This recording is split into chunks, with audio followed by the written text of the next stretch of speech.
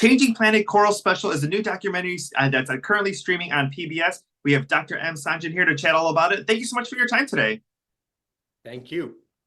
This is a crucial time for corals. Tell us a little bit about when we started noticing the decrease, the impact of the environment, and things kind of happening to them.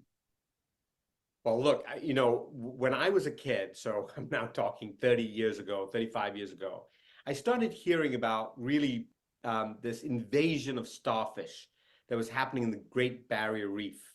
And to me, that was the first time people started realizing that coral reefs were under threat by not just a small, someone destroying coral reefs for a boat anchorage or to build a city or something like that, but there was something more systemic happening in the oceans that was tipping the balance. And really, since then, we've had, repeated impacts on coral reefs. And this year, we have record warming of the oceans. Right now, the oceans are as warm as we've ever recorded in sort of, human relevant timescale. So, during modern times. And what we are basically seeing is mass bleaching of coral around the world. So not just in one place or one reef, but really every reef around the world is showing the impact of this sort of entire ocean, entire planet challenge. And the one thing that we get to see from the special is coral reefs not just having an impact on ocean life, but also human life as well, too. Yeah, look, you can't do a story about coral and just show the destruction of reefs. I don't know how an audience can sit and watch that, given how much beauty, how much life that you see in these reefs. Obviously, it has a huge knock-on effect on communities. 500 million people depend on coral reefs for food, for reef fish and food. But there are many, many other coastal communities that are protected by reefs because reefs block waves coming in, reefs help build beaches. So reefs are incredibly important for anyone who's living within, 20 miles of the ocean. But more importantly, some of the fish you might eat in Chicago really was originally born on a reef and then went into the high seas. So they're hugely important for the planet. What we also focused on was people who were doing something about it. And what's really kind of amazing, and this has only happened, I think, in the last few years, scientists have really started experimenting with how to try to restore reefs, heal reefs, put reefs back together again, but not just do it in one place, but do it at scale, right? So we always knew, like 30 years ago, I was planting little polyps in the ocean to help a little reef, but that's only good for sort of a football field size reef or a tennis court size reef. When you talk about an entire barrier reef or an entire atoll or an island, now you need to come up with things that can scale. And so we have now IVF treatment for reefs. We're using sound as a way of attracting the baby polyps, the baby coral to swim back to the reefs. Turns out that baby coral are responsive to sound. You can actually train them. You can get them to go towards certain sounds and away from certain sounds.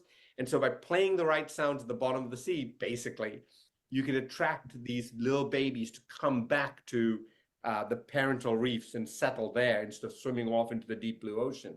So these are sort of very cool things that I had never sort of seen, even as a scientist.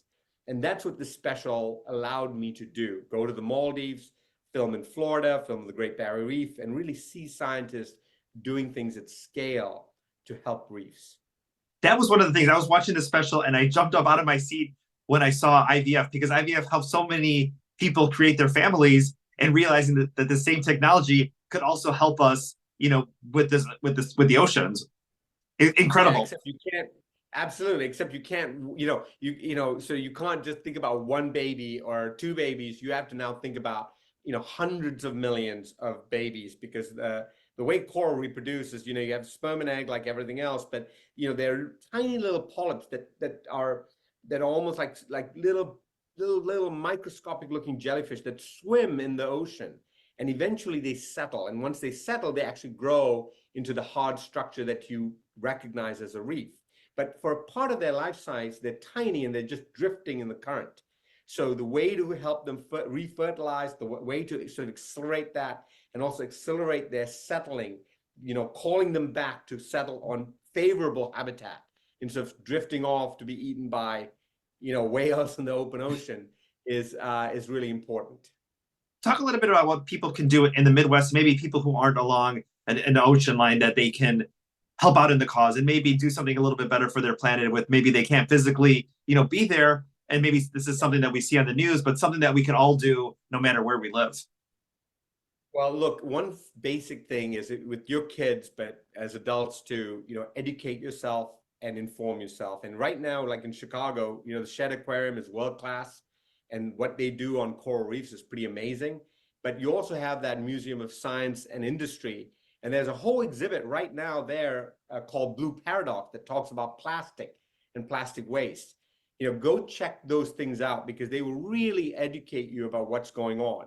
Be really aware of what goes into rivers and lakes. So how your municipality works. Like, I live in Virginia, and you can't really swim in the Potomac River in DC. That's kind of insane to me. Like, how can you have a river like this that's a storied river, sort of in American history, that, you can't swim in? But there's a reason for that. We're still putting too much pollutants in there. That ends up in the ocean. That makes reefs less likely to be healthy and reproduce. And then be aware of what kind of fish you eat, and then support organizations that are trying to help rebuild reefs. I could talk to you for 4.5 hours and still not get all my questions answered. But definitely go check out the special Changing Planet Coral Reef, currently streaming on PBS, on the PBS app and PBS.org. Dr. Sanjayan, thank you so much for your time today. Thank you. Thank you.